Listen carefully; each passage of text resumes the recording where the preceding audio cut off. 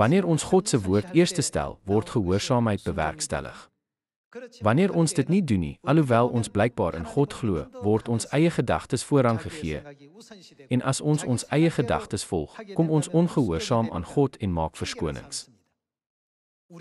Aangesien God ons toekoms sien, weet net God wat absoluut verkeerd is vir ons om te doen in die weg van verlossing. Die mensdom weet nie wat fout is nie. Kom ons kyk na Genesis hoofstuk 22 vers 1. Na verloop van tyd het God Abraham op die proef gestel. Hier het God Abraham getoets met 'n toets van gehoorsaamheid. Abraham, het hy vir hom gesê, en hy het geantwoord, hier is ek.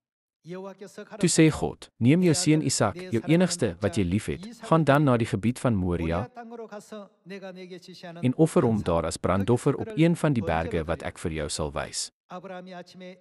Abraham het vroeg die oggend sy donkie opgesaal, 2 van sy dienaars met hom saamgeneem, en ook sy seun Isak. Hy het die hout vir 'n brandoffer gekloof, gereed gemaak en vertrek.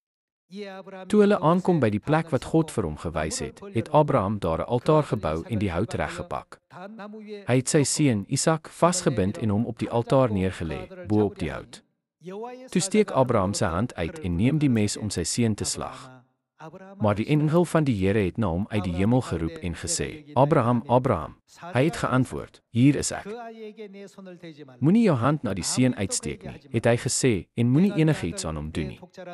Want nou weet ek dat jy vir God ontzag het. Jy het nie jou seun, jou enigste, van my teruggehou nie. Toe Abraham opkyk, sien hy, daar is 'n enkele ram wat aan sy horings vasgevang is in 'n bos. Abraham gaan toe en neem die ram. Hy het hom as 'n brandoffer gebring in die plek van sy seun. Hierdie vers beeld 'n toets van gehoorsaamheid uit wat vir gewone mense moeilik is om te slaag. God het aan Abraham beloof, ek sal jou nageslag so talryk maak soos die sterre aan die hemel. As sy enigste seun Isak hier sterf, kan hy geen ander nageslag hê nie.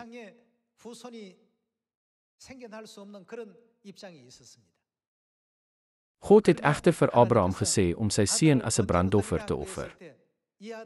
Op daardie tydstip kon Abraham gevra het, nadat ek my seun as brandoffer geoffer het, hoe kan ek my nageslag so getal hê soos die sterre aan die hemel soos u beloof het? Maar Abraham het in God geglo. Abraham het absolute gehoorsaamheid aan God gehad. Gevolglik het God genade en seën in al sy weë voor hom gestel en gesê, ek sal die wat jou seën, seën, en wie jou vloek, sal ek vervloek.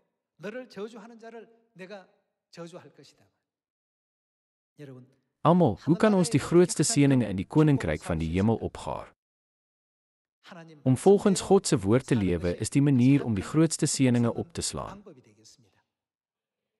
Dit is dieselfde met wat in die gesin gebeur. Ouers gee altyd raad en dink aan hul kinders se toekoms. Maar hul kinders sê dikwels, ma en pa neel altyd so vir ons. Almal vanuit 'n geestelike oogpunt, lei God ons deur verskeie leringe om vir ons die blinkste toekoms te gee.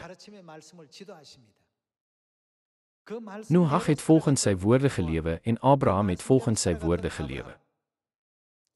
Selfs wanneer hulle na die koninkryk van die hemele gaan, is ek seker dat hulle 'n glorieryke posisie sal ontvang. Ek hoop dat ons ook nooit enige woord wat God ons gee om ons te lei, sal verlaat nie. Maar gehoorsaam sal wees aan enige woord wat hy ons gee.